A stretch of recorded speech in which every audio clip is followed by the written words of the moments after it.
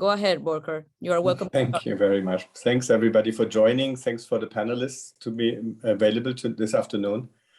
We have quite a new topic here for our group because we're looking into the heart of the unions in major jurisdictions in Europe, and we briefly want to explain why we're doing this. I think from our professional end, it's almost impossible to negotiate employment deals and to negotiate any kind of on-site regulations without understanding and properly understanding what we call the other side. We're not talking of enemies anymore. That's very important to me, but on the other side of the table.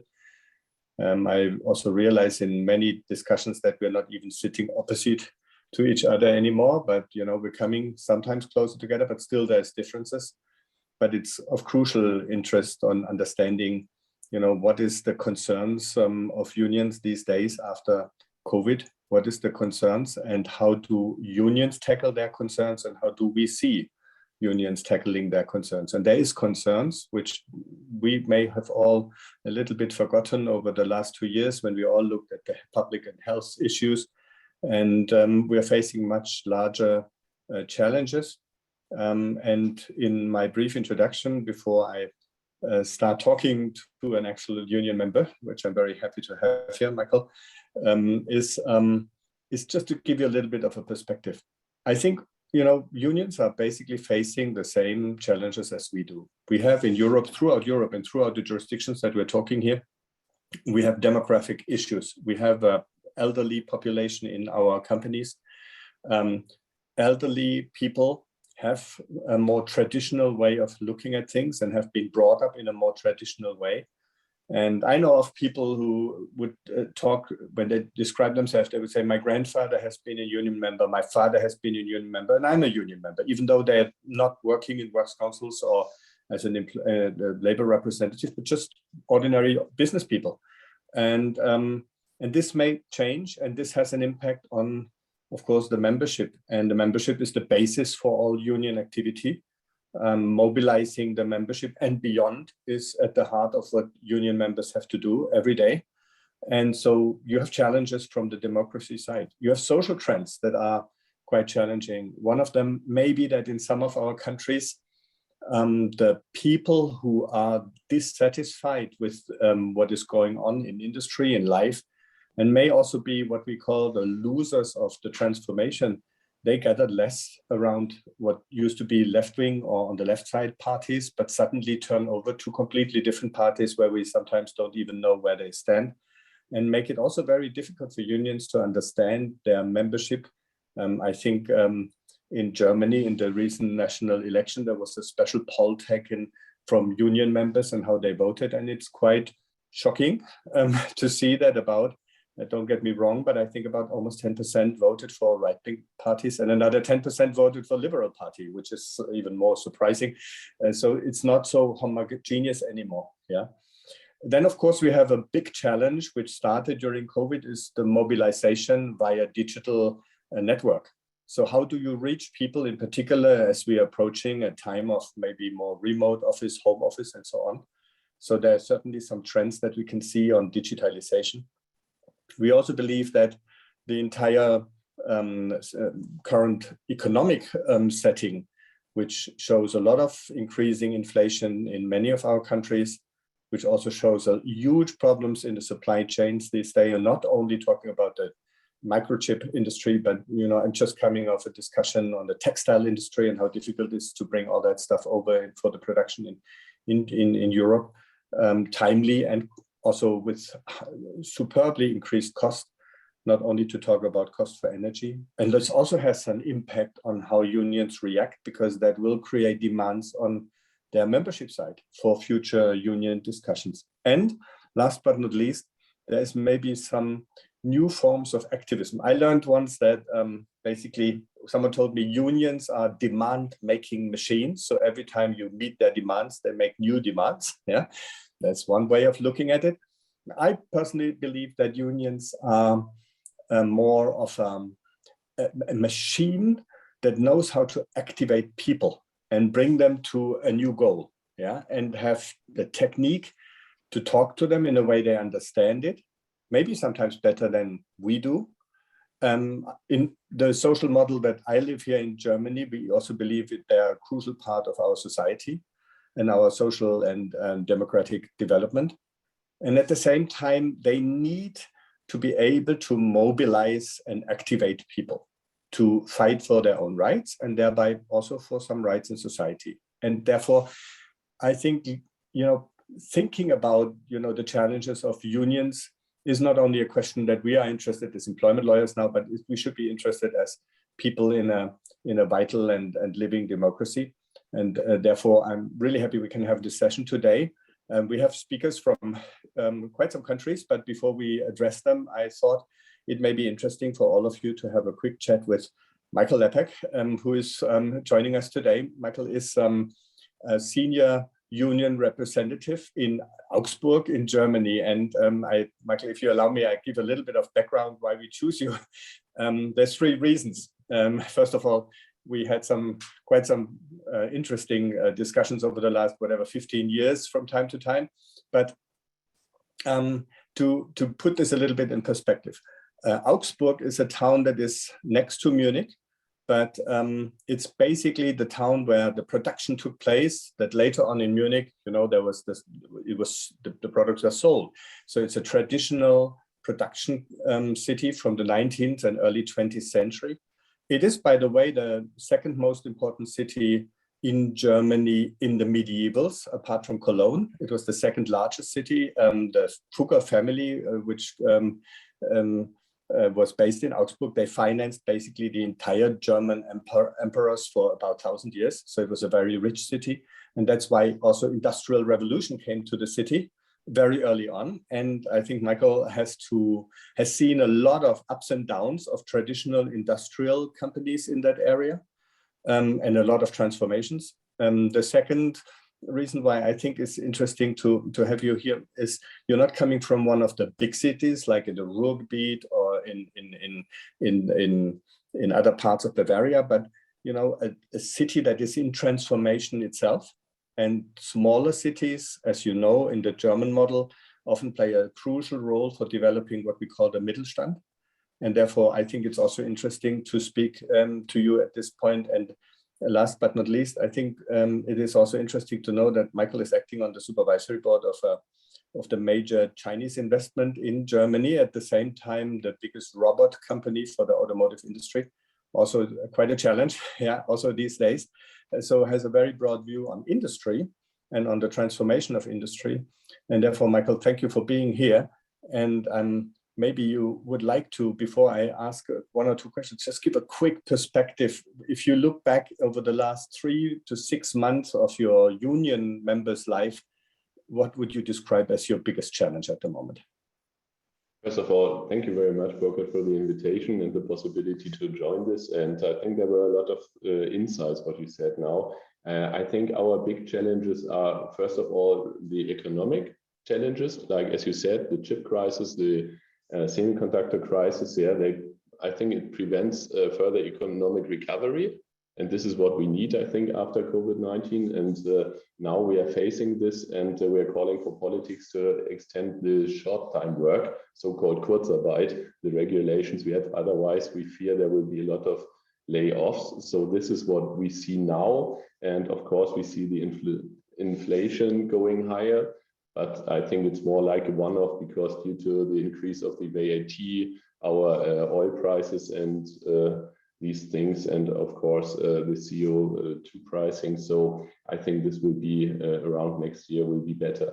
The last months was more like this insecurity. This was very hard for us because a lot of firms, they asked what will be after our short-term work. We did a lot of things in our firms, and then together with our works council and with the unions, and then we said, okay, what can we do? And now we have a lot of good regulations, I would say, which helped us in the crisis 2008, 2009. And now we are on that we say, what comes after this? And we hope that politics goes in as well. And as you know, perhaps we can talk about this also.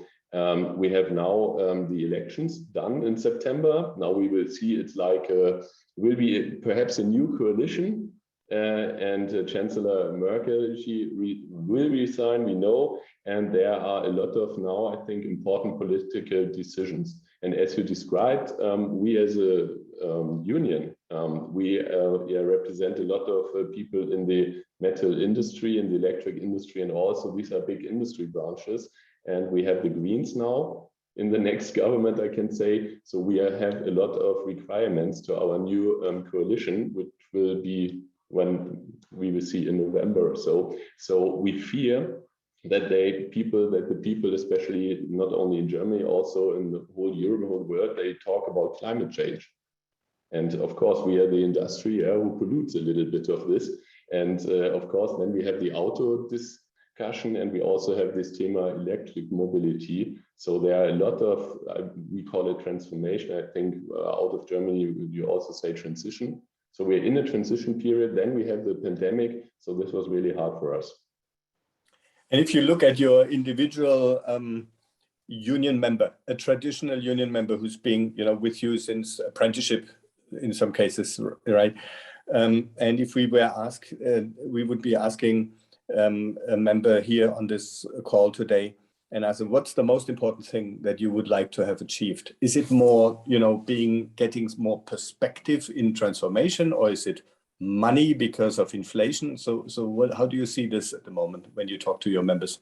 Yeah, when we talk to our members, the last 2 years was more, 1.5 years was more about job security, because a lot of people, they feared that they lose their job because no one would see what will come after this. And then, of course, now a lot of people think now towards the future and say, what will be with the automation? What will be with the digitalization? What will be at our big OEMs like Volkswagen? What will be the future there? Because they try to rebuild their plans, because they go to e-mobility and so on. So I think it's a lot about job security, not about higher wages. A lot of them, they fear now the inflation, but a lot of people say, will it be enough for me?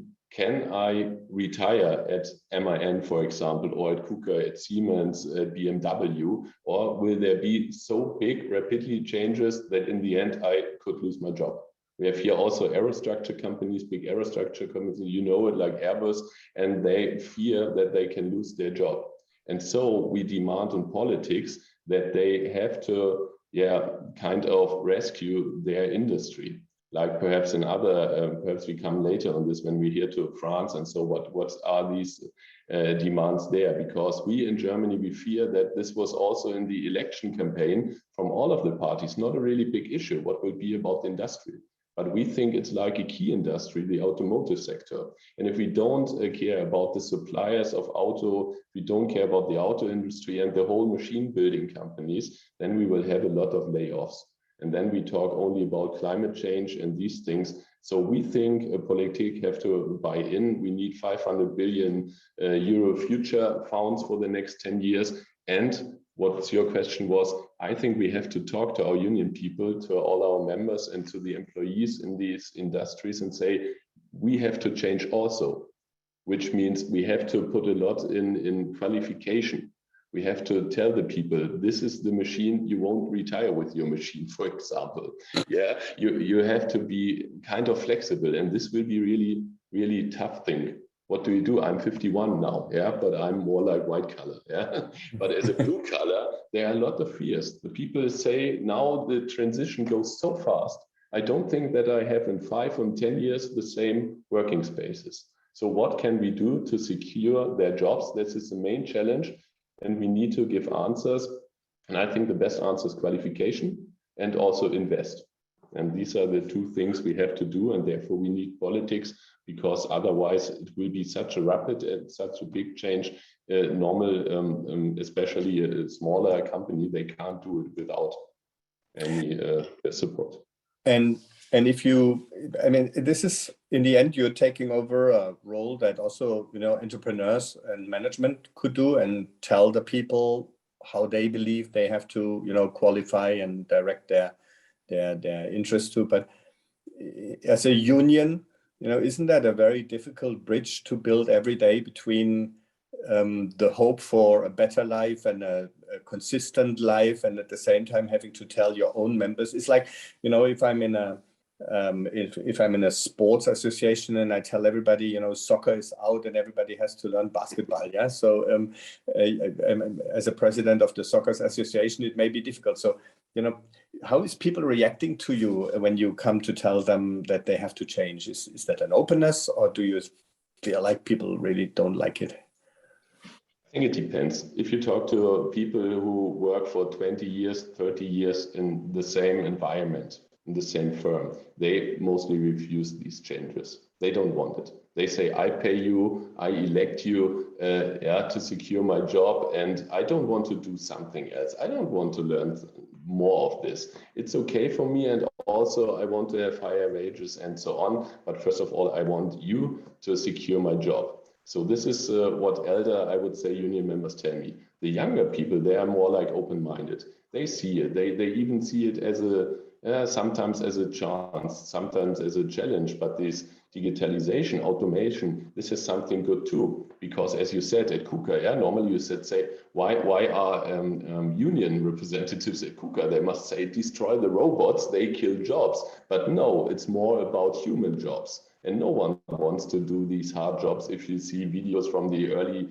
70s or even 80s or now to China or so, what are the poor work conditions there are. So I think it's not only about destroying jobs, it's also about getting better jobs. And this is what we have to do. And perhaps we have a chance. And this is, I'm positive. Otherwise, I won't work for a union, or as a lawyer, whatever. Once we have on the one side, we have this demographic side, that the people they will be elder, and we have less people now to do these jobs. And on the other side, we have more automation, digitalization. And if we bring this both together, and if we can qualify people, and if we can convince them to do this qualification, then I hope that we first secure their jobs, and secondly, because they do better things, which are higher paid, that they also see it's a chance and not it's like less paid. I was once in China and I asked the people, when you work together with robots, I asked one of these personal people there, I said, do your employees get more money or less money? And they said, of course they get less money because the hard work does the robot now. So, and I said, what? I think we have a different view. Our view is, last sentence, my hope is, and my optimistic view is, don't let us be taught by machines or robots, let them teach what we want from them. And this means higher qualifications and a better job. And there is this discussion about the digitalization of your own work. I mean, as you know, the demography also hits the unions. I'm sure you cannot subdivide yourself into 10 different people anymore. So you have to really focus. Yeah. Is there, and there's a big demand on, access into the network of employers in order to do some campaigning. What's your position on this? First of all, I think we converted also as a union very quickly. Yeah, we changed our red flags and our red whatever, helmets. And of course, we use MS Teams and we use Zoom. I don't know why, but we use Zoom. And of course, Teambits and all this stuff. And so, and also we in my office, we give to everyone, even the secretary and assistant, laptops. And we have a voice over IP telephone machine, which made it really easy, when we had to go in different teams and had to do this mobile work, that everyone could do so. And this was very rapidly changed. And of course, everything we did before in presence, we did virtually. So we have our big member meetings and so in the firms, we all did this virtually. Even our retired people, they do it now virtually. And so this is okay. And even we did more interesting collective bargaining rounds. For example, at Emma and Energy Solutions, and together with Volkswagen, we did this nearly all virtually. So, and then of course, but our problem is how to reach our employees, the employees in the firms. Because if you are a unionist, of course, you want to have more members and you have to talk to them. But if they are in mobile work or they sit at home, and for example, at KUKA or MAN, they nearly do it for 1.5 years. mostly. Yeah, how can we reach these employees? And of course, how can we go on strike? Yeah, I mean, this is not something secret. We have done most of our bargaining online, but you can't do a strike really online. You can do, yeah, but this is not really, this is nothing. Yeah, so of course, sorry, not fun. This is not fun, and yeah, you have to create picture, and the picture is not I'm on strike. Please call me half an hour later, or 1 hour later, or tomorrow. So we found new forms like drive-in cinemas. Or motorcades or live broadcasts of strike rallies. This is what we did. And this was very good and very motivating. And now hopefully we can do this again in presence. But I think you asked for one special thing, and this will be interesting hopefully for everyone. I don't know if we have the same positions. I don't think so. But the key question for us, if we want to reach our employees, they are not or only partially available in the companies. From our point of view, this requires a digital right of access for us as trade unions, because we have it, especially in Germany, we have it. We can go into a firm, we said, yeah, we want to inform our members, or we even want to have new members, so we can inform these people. And you know, we have all these possibilities, even we go into the intranet, or we have our flyers and so on, and we can distribute this. But this we can't do when they are in mobile work. So the question is really, do we have a digital right of access? From my perspective, and we have a foundation where I donate all the money from my KUKA supervisory board, they have also lawyers, yeah, and they say, very good, yeah, the word has to be also like, yeah, and has also be in the digital work. So this is for us a really big thing. Otherwise, I think it will be really tough for us to make more members on the white colors. I mean, it's voluntarily clear, but if we can't even have an access to them, it will be really hard for us. And also, I mean, we have this German system of works council, you know, they will be elected next year for another 4 years. And they even ask us now, how is it possible to talk to them? Because the next election of these works council, which are nationwide, how will this be? How will this be? How can we address our people and tell them what did we do the last 4 years, what we want to do for the next 4 years? So this will also be a big thing. Perfect. Thank you very much for the moment, Michael. We will come back and ask you for some comments on what you hear now, because now we will basically look at other countries to understand how they, you know, experience at the moment. My colleagues experience the look of the union side on their respective countries, and we will be starting, I think, with we have, just to say, we have Italy, France, Poland, and Spain. We have chosen these countries because we believe there is a particularly unionization, and also from a view of, you know, non-European investors and shareholders. These are the countries where they immediately, the concern would pick up, oh, these are, they call them union countries, yeah? And that's why we need to explain why these countries are here. And I would like to turn to France for a moment. The reason why we wanted to address France is that, you know, not only we had our national elections, we see already campaigning in the French national elections. And we are sometimes, you know, if you look at the French politics for a longer period of time, there's always new parties coming up, and suddenly they even have a president, and nobody knew this party before, and now there's another change. And at the same time, you have a relatively stable union basis in France, which seemed to be unchanged for whatever the last two republics.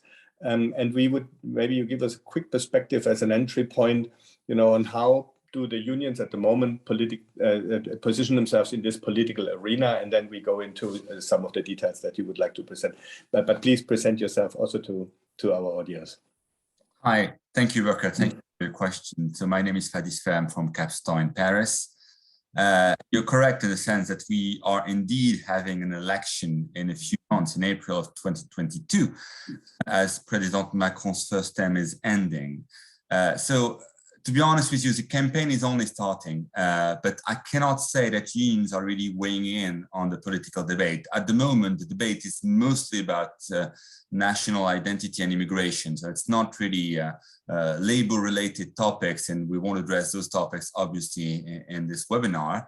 I can say, though, that the candidates of the Socialist Party, so the Socialist Party is a party, it's an old party for this one, that President François Hollande, the one before Macron, is from. So her name is Anne Hidalgo. She's a mayor of Paris. She's also a former labor inspector.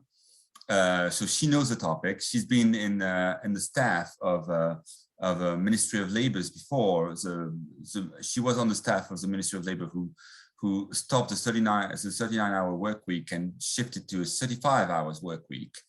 So she did discuss the topics of unions and labor in a more general sense. So she stated that she wanted unions back in the field. She highly criticized Macron for not,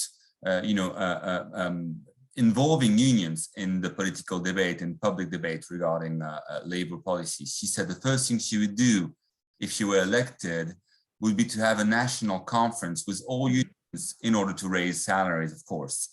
She did mention a 32 hours work week, which is something that has been discussed in the past, but not really at length. Now, the only problem is that she's only at 5% in the polls at the moment, although the polls do not represent the final result of the election, obviously. So I'm not sure it's working very well at the moment, though. She does have a point in the sense that President Macron did not involve very much unions over the last 5 years, which is a challenge for unions.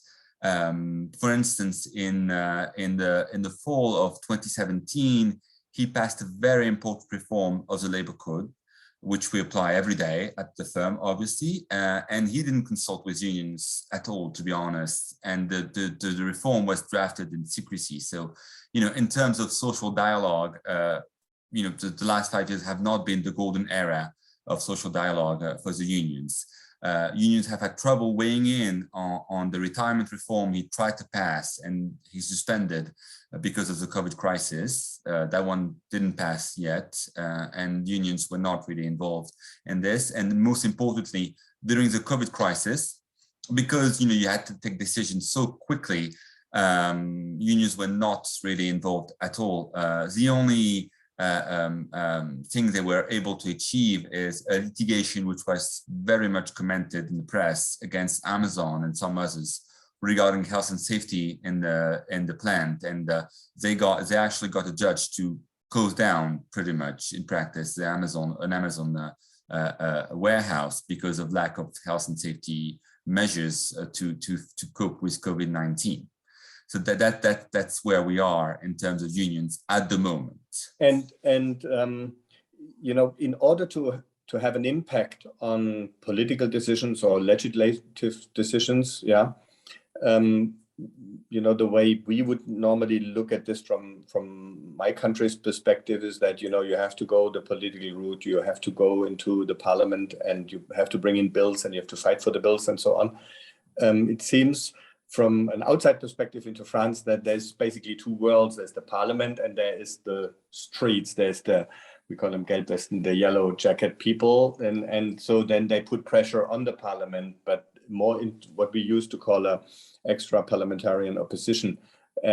Is that the traditional role model of the French unions? And do you believe that this is continuing, or do you see people discussing a change? Because the experience to see a law like the Macron laws passing without having any impact on it must have been quite some frustration, if not shock, for a reasonable union member, right? Exactly, yes. It was quite shocking to them, I must admit. If you look at the history, the parties and unions have a common history. The second main union now, the CGT, is a sister of the Communist Party. So yes, they have a common history, but you're right in the sense that bills are presented by parliament members, really in practice by the government, and unions actually lobby behind the scene. And we have a provision in the labor code that provides that you are supposed to consult with unions before you propose a draft bill that is related to the labor code, to say it broadly. That provision is not really well respected. So, you know, the real topic is how to act behind the scenes, to be honest, for your unions. So, and then if you are unable to lobby with the government in private meetings, then you would go to the streets. And of course, as you said, Mr. Leppek, the COVID-19 crisis didn't help with any protest. It's not really meaningful to protest on a Teams conference, and it was a problem to protest on the street at one point. So yeah. And do you see, if we go back to the Macron laws, which I think, you know, from an outside perspective, again, was like a step into the right direction, at least from an investors or company perspective. And should we be all aware of the fact that, you know, it's very likely that these laws will be rolled back, or do you believe that even if Ms. Hidalgo will be winning in the end of the day, she may be further developing these laws but not turn it all back? Because I mean, this is an important point of French politics over the last 3 years to have this law passed. It's impossible to roll them back altogether. We deleted the Works Council and replaced it by something else. It's going to be a huge mess, to be honest, if she does that. She will probably, though, change a few things. The most controversial provision is about what we call the Macron cap, so the cap on damages for unfair dismissal before courts. It's being challenged. I'm not going to go into legalese, but it's being challenged before, you know, first trial courts and Court of Appeals, and they're trying to get it reversed based on European laws, with not much success at the moment. But that might go away, and also a lot of provisions regarding working time, which is a hot topic as well, but not about this, what we call the Social and Economic Committee, which replaced the Workers' Council. Thanks a lot. Thanks for this. Now we're turning to Italy, and it is interesting. You mentioned quite a favorite case for France with Amazon. You have a similar interesting case for us to report in Italy. But before you turn on this, Ornella, give us a little bit of background on what is currently going on with the unions in Italy. Yes, thank you, Barker. Thank you very much. Good afternoon to everybody. I'm Ornella Patané, a partner at Toffoletto De Luca Tamajo in Milan, the Italian member of Ius Laboris. I would like to start saying that during the pandemic, because this was mentioned during the first speech, in Italy, unions had some significant space in negotiating with the government the adoption of measures to organize workplaces according to health and safety rules in order to let some companies to start again their activities, avoiding the diffusion of the virus in the workplace. And so together unions and governments issued some guidelines that were followed and applied by every company in Italy, and they are still applied by all the companies that adopted some internal policies at company level according to general guidelines. Also during the pandemic, as you maybe know, the government issued a general ban on dismissal, either on an individual and collective basis for objective reasons. So since March 2020, Italian companies were not allowed to dismiss on objective reasons, for objective reasons. And at the same time, companies that could not dismiss, but that stopped in all or in part their business activities during the pandemic, were helped by the government with some fund paid by the state for the employees suspended from work. And to access to this kind of public fund, an information procedure with the unions was necessary. So the unions were also involved at this stage during the pandemic. Just to let you know, the general ban on dismissal was postponed due also to the push of the unions until the end of June 2021 for companies in the manufacturing sector, and it is still in place for all the other companies until the end of October. And now unions are pushing again to postpone in a certain measure the ban until the end of the year, when the emergency period should be over in Italy.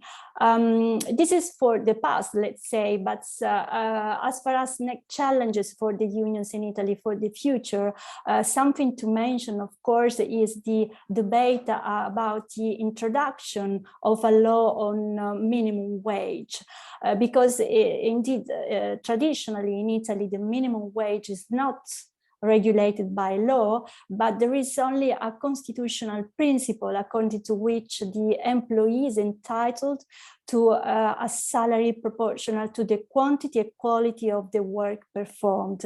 And this constitutional principle is usually applied by judges, which normally refer to the salary provided for the collective bargaining agreement. Therefore, after the proposal of the law on minimum wage, there was a lot of debate because unions are against this legislative proposal, because such a law would cancel the power that they have in the definition of the minimum wage. And furthermore, a very big challenge for the unions is also another proposal of law. If I may step in here just for a moment, the minimum wage in Italy is where at the moment? What is the euro amount that you're talking about in Italy? There is not one level of amount, but every collective bargaining agreement, depending on the sector, have a different minimum wage. This is why the proposal of the government was to introduce one minimum wage, like in other jurisdictions, for everybody. But so far, it's not like this. I was mentioning that another challenge for the unions in Italy is also a proposal of a new decree on delocalization, so on the moving of production sites from Italy to abroad. And in this decree, it is provided that the employer that would like to close down the activity in Italy to move the production sites from Italy to abroad must follow a special information and consultation procedure with the unions to agree on the social impact of the closure of the sites in Italy. And finally, Burke, to answer your question about the cases in Italy, I think that two cases are worth mentioning about unions at the moment. One is followed by our firm, is an important case raised by unions against Deliveroo. It's a first case of a class action. In this claim, one of the most important unions in Italy is saying that the collective bargaining agreement applied by Deliveroo for the minimum wage was not signed by the most representative unions at a national level as required by the law. Because in Italy, as you maybe know, riders are not employees, are autonomous workers, but to them a minimum wage provided for a collective bargaining agreement must be applied. However, the only collective bargaining agreement currently signed in Italy for them, for riders, was one not signed by the most important union organization. This is why this organization raised a claim, and the first hearing is expected for the end of October. So I will let you know how we will defend Deliveroo. And another case is not followed by our firm, but the decision is very peculiar. So this is why I would like to mention to all of you. It's a case where a multinational company decided to close the entire activity, the business activity in Italy. So started the legal information and consultation procedure for the collective dismissal in Italy, for the closure of the entire company in Italy. But the company didn't follow the more general information procedure provided for in the collective bargaining agreement at a national level and at a company level. And the judge decided that the violation of this obligation to inform unions provided for the collective bargaining agreement is an anti-trade union behavior. It's a behavior against the unions, because this behavior has involved the impossibility for the unions to be consulted in the delicate phase of formation of the decision to proceed with the full closure of the business in Italy, the business activity in Italy. And this is quite a new principle in Italy, because we have not in Italy any power of the unions of co-decision, like in Germany, for example. So this is a peculiar decision, and this is why I decided to mention, even if I'm not aware of the details, because we didn't follow it. And Ornella, thank you for that. Ornella, it's quite interesting. We always say like Italy is the lawyers' country, because I think in respect to the overall population, you have more lawyers than everywhere in the world, and almost every Italian is a lawyer. but it's right. seeing the way of how the social conflicts are being handled. Yeah, we just turned to France and we saw the way we see it very often. It's on the road, it's demonstrations, it's blockage of highways and so on. Yeah. So in Italy, it seems to be more sword fighting in courts. Or is that just a wrong impression? No, you're right. You're right. Indeed, also a lot of strikes. So the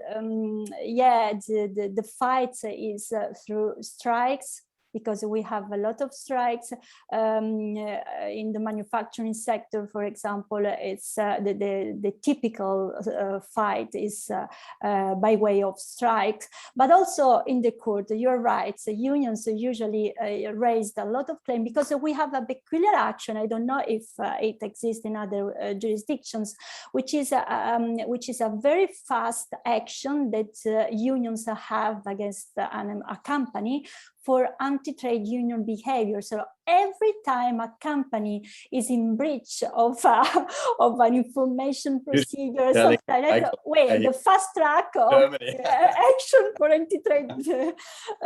Yes, interesting. Yeah. But there was one thing I was reading in the press recently about Alitalia, that the government created the necessary steps in order to have new investment coming into Alitalia. And there was some very negative feedback from the unions in Alitalia, but it was basically overruled. So the German press, at least, they reported that the unions were rather frustrated of not even having been involved in the final structuring of Alitalia. Is that a very special case because it relates to the airline, or is that something generally where the government is less looking at the interests of the unions in Italy? No, I think not. In the special case of Alitalia, it's the case of Alitalia. It's a very long story, as you know. Finally, Alitalia closed down the entire business just yesterday. Was the last day of flight of Alitalia. It was a sad day for every Italian. It's a lucky day for the customers who lost it, but they're lucky lost in Alitalia. But that's a yes, maybe. Yes, maybe. But Alitalia, yes, it's now really closed definitely. And another new company, instead of Alitalia, took not only all the employees of Alitalia, because they are too much, unfortunately. So they took over just a part of Alitalia and Alitalia's employees. But in any case, for the Alitalia's case, the unions were always involved in the negotiation with the government. Perfect. Thanks, Ornella. Thanks for that. Thank you, Burkhard. Turning to Poland, Katarzyna, and Katarzyna was a little bit shocked when I told her that I would want her to be on this panel, because she thought, oh my God, we don't have unions anymore, so it's over. But still, I mean, you are the country of the Union of Solidarność, and without Solidarność, maybe your country would not be there. We all would not be where we are today. So I think we all Europeans owe a lot to your unions, but apparently they look a little bit invisible in the current process. So tell us just a little bit about how you. I know you hate this question, but where is Solidarność? Okay. So my name is Raczkowski. I'm from Raczkowski law firm, the Polish member of Ius Laboris. So a little bit history from me. So when we talk about trade unions in Poland, the first thing that comes to our minds is Solidarność with its charismatic leader, Lech Wałęsa. So Solidarity was created in 1980 after massive strikes throughout the entire Poland. The strikes were so intense that the present communistic authorities weren't able to suppress them with power, and they didn't have any other option than to legalize solidarity. These were solidarities and people's of solidarity actions that led to 1989, where the so-called consultation of the Round Table took place, where Solidarity was a partner to the discussions with communistic authorities, and those consultations ended up with the first partly free elections in Poland in 1989, and this year is perceived as the end of communism in Poland and the beginning of democracy. What's important, in the late 80s, Solidarity was the main political power with about 10 million members, so 1/3 of adult citizens in Poland. So the question is, where is Solidarity now? Solidarity still exists. So we have some trade unions in Poland. The unionization is on relatively low level because it's about 13%, but we have trade unions. I think the employers would be very happy not to have them, but it's not so bad. And not so good, sorry. And Solidarity is one of the main 3 central trade unions, being parties to so-called Social Dialogue Council. And all the changes in labor law legislation, the annual changes in minimum salary, which is regulated in Poland, unlike Italy, are discussed with those 3 central trade unions. Well, as far as the population of Solidarity is concerned, it's now, in comparison to this 10 million, it's now 500,000. But anyway, it's the biggest Polish trade union. And if you look at, a standard labor law procedure, like a consultation process in your country, I understand that most of the companies have no direct involvement of unions, but those that stem back to former state-owned companies still have a large or relatively large union membership basis. Do you see a development of unionization into what is now a more modern industry, or would you say this is nothing that you could currently see in Poland? As a matter of fact, I think that 2/3 of trade union members are in state-owned companies or public sector. So of course, in some big, mostly blue-collar industries, companies, a trade union, there are new trade unions, but the process, I would say, it's rather downward. As I said, it's about 13% of Polish workers who are trade union members, so it is not a big number. Moreover, what is interesting, I think that under Polish legislation, trade unions can act only on company level.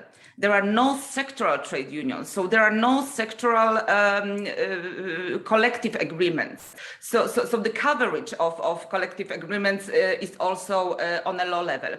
But of course, is this by law? Is this by law? Yes, yeah. This is by law. Yes, that's right. Well, So maybe be... that's why, because I heard that, for instance, in Italy, most probably the level of unionization is very similar, but the coverage of sectoral collective agreements is like on the level of 80% or something. So in Poland, there are no sectoral bargaining agreements. And how is employee interests then being represented in the companies? I mean, is it more of like a works council kind of system where, you know, you have the self-government of companies together with their labor representatives? And in particular, I know that you have the system of work inspectors also who look after the working regulations being properly observed. Is the fact that you have governmental system like the work inspectors something that counterbalances a representation, or would you say this is unrelated? As a matter of fact, the systems of employees representation is quite complicated in Poland because on one hand we have trade unions, but we don't have many trade unions. We have works councils, but works councils are even less popular in Poland than trade unions. So where the law requires something to be consulted or negotiated or agreed with the employees representatives, so-called ad hoc employees representatives must be elected. And what is important, why trade unionists or members of works councils are protected against employment termination, those ad hoc employees representatives enjoy no protection at all. So I would say that in majority of cases, all the consultations or agreements are made with those ad hoc employees representatives, but only that there is only a limited number of cases like collective redundancies or resignation from social fund that must be agreed with such representatives, because I think that in majority of Polish companies there are no employees representatives at all. Yeah, thank you very much for this, Katarzyna. Before going back to Michael, because I have a few questions that is already coming to my mind here, we will go into Spain. And I think looking into Spain is interesting, not only because you have a union organization, but over the last 10 to 15 years, the regionalization of Spain into various parts of the countries, at least again outside perspective, has increased or has become more visible. And at the same time, you know, there's always the question, you know, what is being done with the unions, what is being done with the works councils. And we have Roman here to give us a little bit of perspective to this. And Roman, if I were to go, and I had this experience before, to the northern part of Spain, and I would have to negotiate a plant closure. Yeah, the question is always what to do. You know, who would we meet there? Would we meet with union members or with a local works council? Would we strike a local deal, a governmental deal? What would we do? So maybe that helps you to jump into our discussion, Roman. But first, introduce yourself, please. Thank you, Burkhard. My name is Roman Gil. I'm a partner at Sagardoy, which is a specialized law firm in employment law in Spain. Well, as to Burkhard's question, he was very polite about stating the tensions we have in Spain, talking about regional. We hoped it was just that. Today we had the general budget proposal for Parliament, and to give you an idea, Catalonia is getting double than Madrid. Whereas Madrid is there are many more people, and it has a high economy, which shows, and that's the front cover of the newspapers, of course, because a Catalan minority is backing the government in Spain. Our tensions are very, very difficult, and we suffer a lot with them. But as to your question, if you went to the northern part of Spain, if you went to the Basque Country, and you wanted to do a restructuring limited to that part of Spain, most likely you would have to deal with nationalist local unions. There are two unions in the Basque Country, for example. One is more moderate, and the other is more radical, and both have a very relevant representation in northern part of Spain. But if you went to Galicia as well, there is a local union which is very, very, very relevant. And to give you another flavor about our country, the lawyers will only act in court in Galician, not in Spanish. never ever in Spanish. Fortunately, Galician is similar to Spanish and we can understand each other. And then to make things more complicated in my very interesting country, if you go to Catalonia, then you deal with the main unions because they have no nationalistic, no local unions, which are of any relevance, curiously enough. To your question, I'd like to add that in Spain, we have a double channel of representation. One is the Works Council.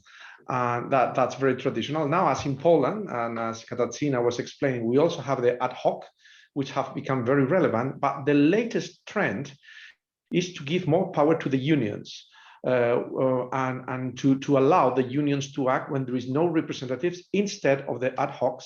And even when there are Works Council, if there is union representation and they have a majority of the Works Council, they have prevalence.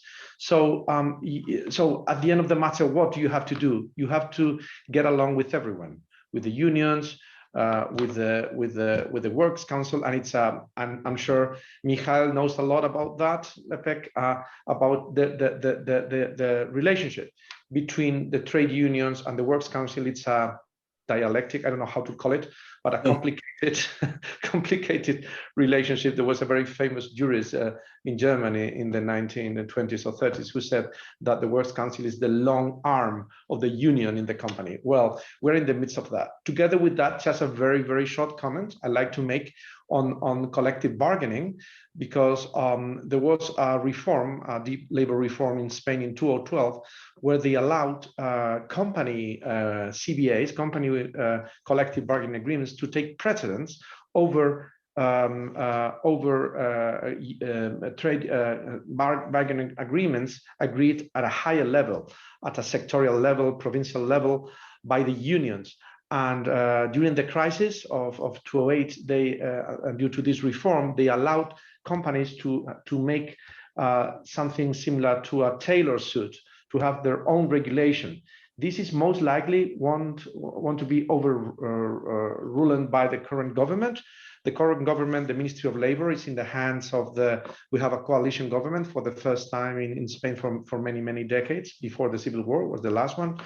And they are very, very, very, very leftist and full of employment law professors, many of them members of extreme left parties, and they want to eliminate this possibility of bargaining at the low level for relevant issues like salaries and working time, and take it back to the unions and to a higher level.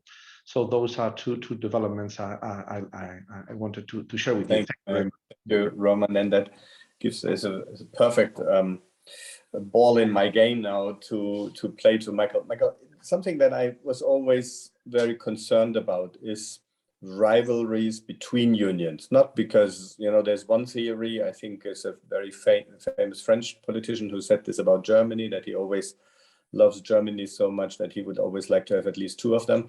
But it is very difficult to deal with a social partner who is subdivided or even antagonistic, and we've seen this in some parts of our industry.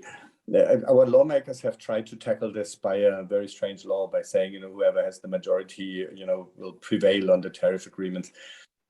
Do you think this, I mean, is the addressing this issue by law, like Roman just explained, maybe for Spain, yeah? Is this the right way, or is that something that needs to be tackled by the unions, amongst the unions? What is your view on this? It's complicated because I think you also know when you go by train, yeah, somewhere, and then there you have the one union who's on strike, and then now the other, or at Lufthansa, yeah, where we have different unions, one big union called Verdi, and then the smaller ones, one for the cockpit members, one for the people like Verdi on the ground, one for the flight attendants. And so this was really a mess. And I think politics, they reacted because it was such a pressure. I think it was 1 or 1.5 years. First the trains, then the planes, and then there was kind of, you couldn't go from one part to another. Now it's because of the Greens perhaps, but now there it was because a lot of small unions, they tried to make also membership with this. Because of course, if the pilots, they earn more money than the flight attendants, so of course, and of course they are kind of mighty, because when nobody can fly a plane, then the flight attendants can do whatever they want. and even the people, the customers. So coming back to your question, the thing is, I think politics kind of overreacted a little bit during this time, because as you now see, when there was this last collective agreement bargaining round at the Deutsche Bahn, German railway, then you saw that it was kind of bad, because the big union, they made an agreement. And then after this, the small union, the next one, they said, no, we want more. And now the small union, they gained more because they went on strike several times. And now the big union came back and said, then we want to have more again. So it's like more and more and more. I mean, as a unionist, I find it very good. As a customer of the German railway system, it's pretty much not good. And I can say that we as a union, metal workers union, IG Metall, we sometimes had our disputes with Verdi, because when you look at the logistics, for example, at BMW, then we have the logistics. And then you can say, okay, BMW is metalworking thing. Yeah, it's auto industry, so it's IG Metall. So this is what's right, because it's our union, right? But Verdi says, no, logistics is mine. And so in the end, but it's better than to sit together and then to have a really hard dispute, and then you can do it together, as we did at the German railway system before. They did too. And I think it's not good, because I think, especially in Germany, we have our constitution, and therefore it's written down that most things the union, they should do together with the employers or the employer associations. And I think if we don't have a solution, why should a lawmaker can do so? Yeah, why should politicians can do so? So I would appreciate that we sit together and then we do together a collective bargaining round. So we need just the framework, and the other things I think we should do under ourselves. Thank you. That's what we do. And of course we are the better, so we will win. So I can hear this. Well, I get the signal from the central team that I should slowly start wrapping up. Thanks everybody for joining. Michael, very big thanks to have you here. In German we say the Höhle des Löwen, yeah, the cage of the lion. Yeah. But I think we all know that we need each other, not only to have fun when we have cases together, but also to fight for what is right for the companies and for the workers and for the social process. And maybe you take it as an indication of our side of the wall that we are really interested in what is going on within unions, not only in Germany, but also beyond. So thank you very much for joining. Thank you very much. To all my colleagues, and thanks to everybody who was listening to this. And I hope it was rather fruitful. And I wish you a very good afternoon, and hand back to the Ius Laboris team. Thank you. Thank you.